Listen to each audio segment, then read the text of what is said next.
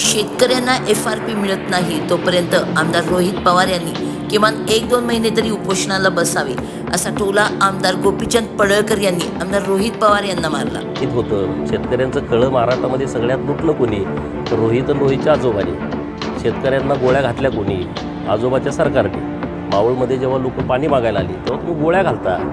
इथं आपल्या सांगली जिल्ह्यामध्ये नांदऱ्यामध्ये जेव्हा ऊस दराचं आंदोलन झालं, नलावडे, मला वाटतं चंद्रकांत नलावडे शेतकरी, त्याला डायरेक्ट गोळ्या घातल्या. त्याचा नातू आता इथं बसला आहे आंदोलनाला. रोहित पवारला माझं आव्हान आहे की जोपर्यंत साखर कारखान्याने FRP दिलेली नाही, ती FRP जोपर्यंत शेतकऱ्यांना मिळत नाही तोपर्यंत त्यांना उपोषणाला बसलं पाहिजे, अन्नत्याग केला पाहिजे.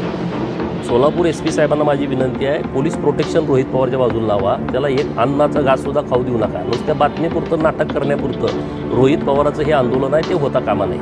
त्याला 11 दिवस 15 दिवस जोपर्यंत शेतकऱ्याची FRP मिळत नाही, कारखानदार हेच आहेत, ते सगळी FRP जोपर्यंत मिळत नाही तोपर्यंत ह्याचं उपोषण चालू राहिलं पाहिजे.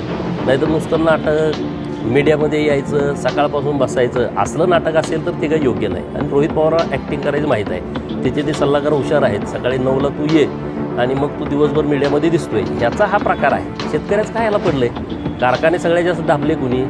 रोहित पवारांनी. कुणाचे कारखाने आहेत? शेतकऱ्यांचे. सभासदाच्या फीमधून उभारलेले कारखाने 6 कोटीपासून ह्यांनी ढापलेत. 100-100, 200-200 कोटीचे कारखाने. कशाला रे तुम्ही हे नाटक करताय? हे काय पिक्चरचं शूटिंग चालू आहे?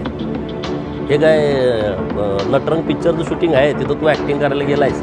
आणि मला समाधान हा बसला पाहिजे. तिथं लोक रोज यांच्या विरोधात आंदोलन करत होते. बसू द्या ना याला महिना 2 महिने. सांगली प्रहार न्यूजसाठी मुख्य संपादिका नीता पाटील.